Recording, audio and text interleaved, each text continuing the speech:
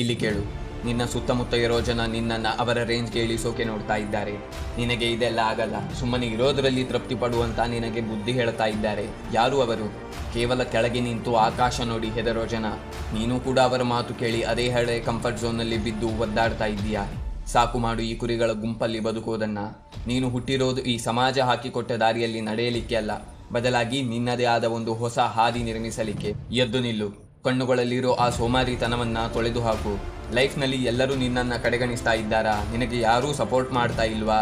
ನೆನಪಲ್ಲಿಟ್ಟುಕೋ, ಕಾಡಿನಲ್ಲಿ ಕುರಿಗಳು ಗುಂಪಾಗಿ ಇರ್ತವೆ, ಆದರೆ ಸಿಂಹ ಮತ್ತು ಹದ್ದು ಯಾವಾಗಲೂ ಒಂಟಿಯಾಗಿ ಇರ್ತವೆ. ನಿನ್ನ ಜೊತೆ ಯಾರೂ ಇಲ್ಲ ಅಂದರೆ ಖುಷಿ ಪಡು, ಯಾಕಂದರೆ ಗೆದ್ದ ಮೇಲೆ ಆ ಇಡೀ ಗೆಲುವಿನ ಕ್ರೆಡಿಟ್ ಕೇವಲ ನಿನಗೆ ಮಾತ್ರ ಸೇರುತ್ತೆ.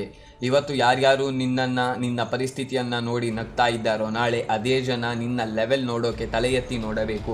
ಆ ರೇಂಜ್ಗೆ ನಿನ್ನ ಪರಿಶ್ರಮ ಇರಬೇಕು. ಒಂದು ಚಂಡಮಾರುತ ಬಂದಾಗ ಎಲ್ಲಾ ಪಕ್ಷಿಗಳು ಗೂಡು ಸೇರಿಕೊಳ್ಳುತ್ತವೆ, ಆದರೆ ಹದ್ದು ಮಾತ್ರ ಆ ಗಾಳಿಯನ್ನೇ ಎದುರಿಸಿ ಮೋಡಗಳಿಗಿಂತ ಎತ್ತರಕ್ಕೆ ಹಾರಿ ನಿಲ್ಲುತ್ತೆ.